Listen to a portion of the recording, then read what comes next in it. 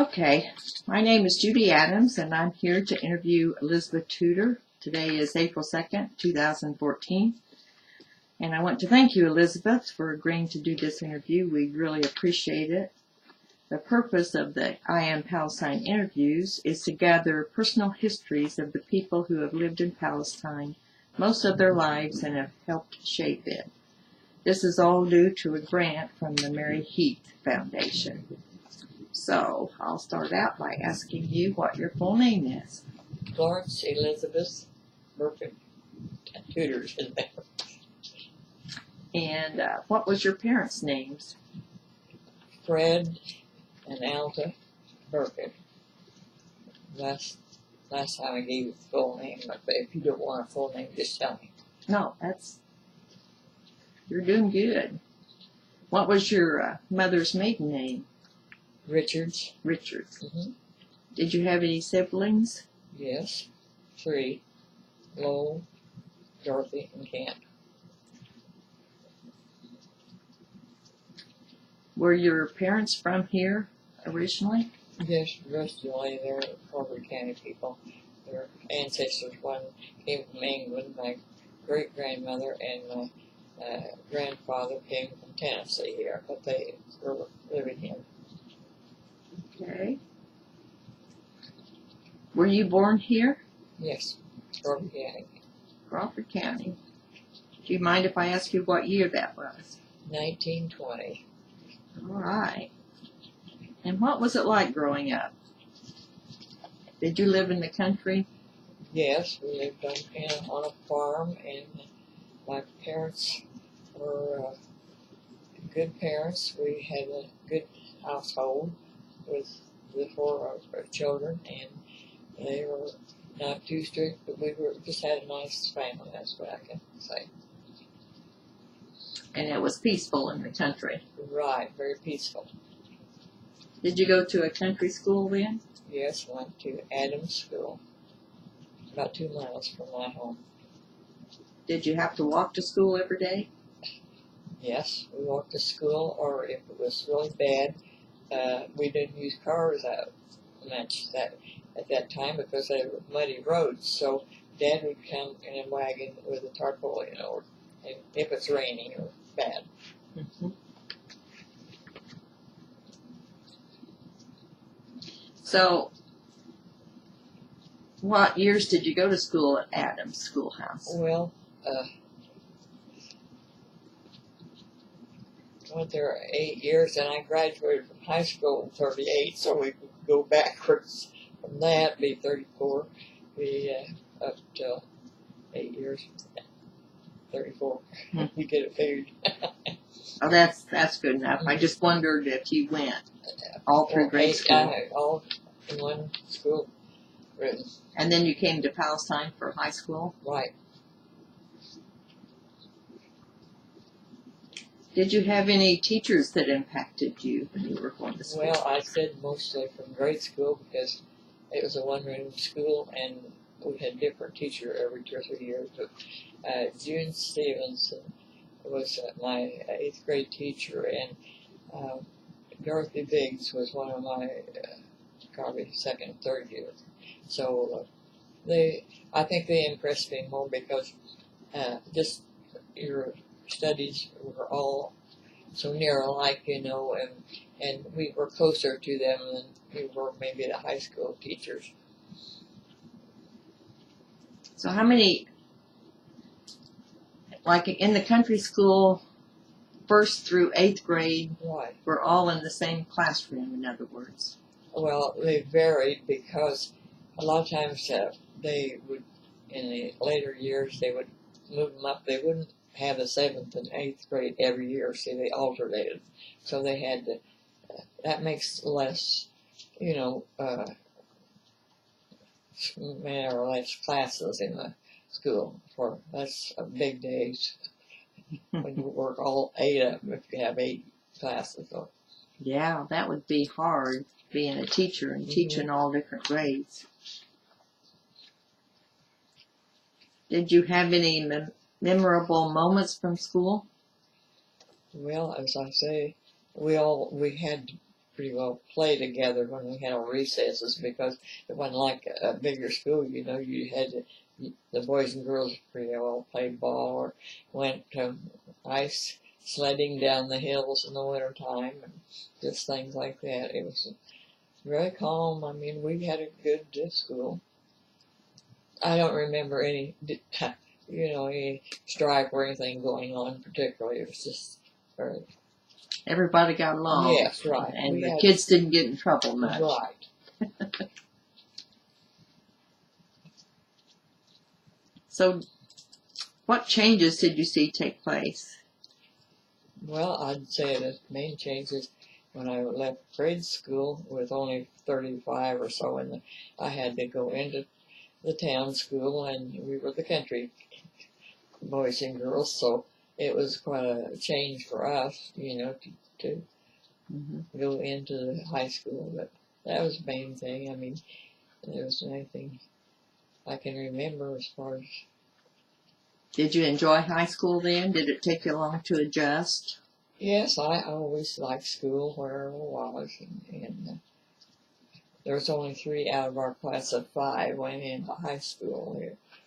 So at that time, not every young person was able to go. Of course, traveling, getting back and forth, was a problem with some of the children. I happened to have a brother who was just older than I, and he drove and took some other country students. Mm-hmm. Didn't have school buses back then. Not right. No.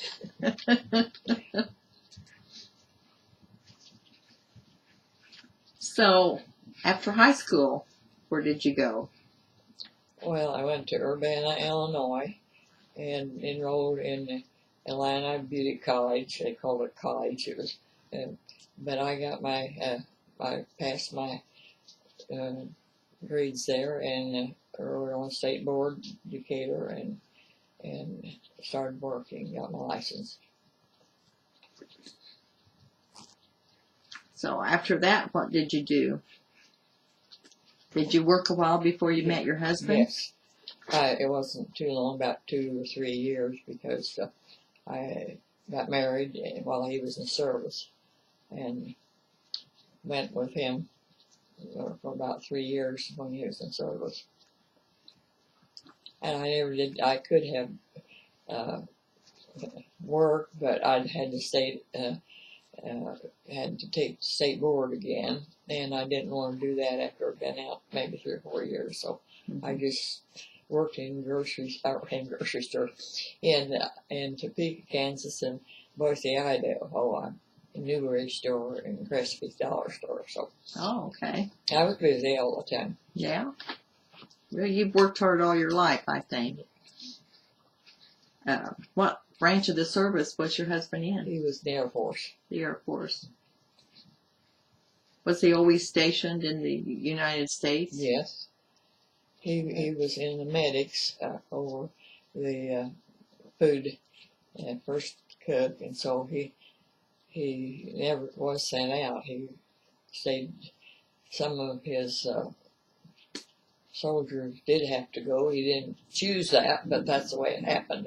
That he was first cook and went up and he made sergeant 2nd class before he got out. Okay. How many children did you have? 2. Diana and Dara. Okay. And you've got grandchildren now? Yes. I have 3 living grandchildren and 1 deceased. Well, I have great-grandchildren now. Great-grandchildren. You've had some tragedies in your life. You've been through a lot, but you are a very strong person. I know your grandson was killed in an automobile accident, and Diana is deceased as well, your daughter. And then your son-in-law is also deceased. And both having cancer. And your husband, of course. So he passed away rather early, too. He was only 69 years old when he passed away. That young. Mm-hmm.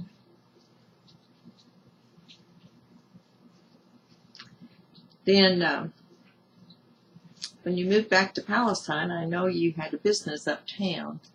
You want to talk a little bit about that? We came over here and we sold our home in Robinson and came back and built down near my family. And then I was in business for 20 years on Main Street. And that was, what was the name of that? Tudor Sewing Center. Sewing center. And so you sold all kinds of Yes. sundries and Singer products and fabrics and things that went along with the business, you know, the patterns and things like that. And that was back when people did sew a lot. I don't know if they do anymore. Maybe they do. I don't think so. I think that that's fabric's fun, by the way. You think? Well, I bet you were busy the whole time you were in business up there. Yes, I was. Especially when we first started, that was new to Palestine and no fabrics or anything like that. Eventually, Roots went in at Robinson with a lot of fabrics. It was my competition because they could buy cheaper than I could sell. So it did hurt a little bit when they went in. Mm-hmm. But I maintained good business and sold sewing machines, other things. That's good. So, what are your memories of the history of Palestine? Well, as I was thinking, as I said, we had at least 6 or 7 grocery stores and 2 outlying grocery stores out in their neighborhoods, and we had everything on Main Street from implement dealers, car dealers, barber shops, movie theaters, and hardware stores, barber shops, everything. The stores were all filled when I was there, but they gradually emptied as of today. Yeah, that's quite a change. It's amazing how many grocery stores there were back then, and now we have none except for a convenience store. Mm-hmm. I guess I did see that Casey's building is going up. You mean no? I'm sorry. Dollar Store. Dollar General. Yes, I said every week when I go from one Friday to the next, and I had to go. I was there Saturday rather, and again today. Now the side are up on Saturday. If it's roof, I mean the top like up, and the week before that, the flooring was up. So every week I expect I'm going to be in there for long. Well, that will help. It's Yes. always good to have new business, and Yes. I know Palestine is a historical town, Right. and we have that status, and so it would be nice if we had more businesses to show the history of Palestine.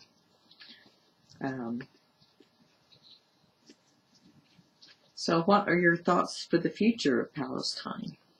Well, I'm positive that Palestine's going to be here a long while, mainly because the interest in the Fife Opera House and the new art group that's formed, and of course we have the rodeo down here that as long as it goes, we bring people in from as far as Chicago and all over the United States, and that's been here for so many years. So I have.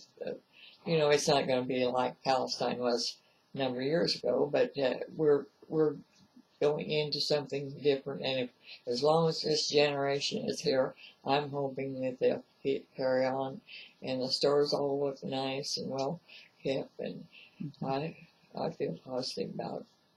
Well, that's good. That's good to know that people are still feeling positive about Palestine. So what are some of the things that life has taught you? Well, you mentioned, I've been sadness, there's been a lot of good things that's happened, and we have to look forward to whatever our challenge is, that we have to meet it and make the best of it and try to make a good life for ourselves and for others. Well, that's really an inspiration to everybody, because you have proven that in your life. So that kind of covers the next question too. What words of wisdom can you give to the younger generation? Well, I tell them to have a positive attitude and never say, I can't do this, I can't do that. There's always a way if you have it in your head that you can do those things, and you have to push on rather than stay back and just let things ride. You need to keep with that flow of things. You just can't give up, and you shouldn't use the word can't, in other That's words. why I say don't give up, because there will always be something ahead of that that's worthwhile. I felt I've done that as my age now. I still hate to give up, and I still try to do a few things. I think that's wonderful. So, do you have any stories that you'd like to tell?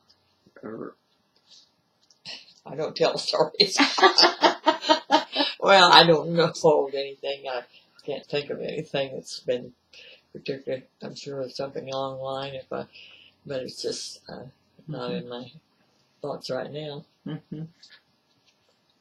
Well, I guess that would conclude our interview then, and I can't tell you how thankful I am that you agreed to this interview, and I really appreciate it. And I'll take this back and let Laurel Adams, who is the director of the library, get it on the internet for us. And then we'll bring it back so you can watch it. Thank you so much. You're welcome. It's good. If I can be of any help, maybe someone else will have some of the challenges I've had. Well, I'm sure they will.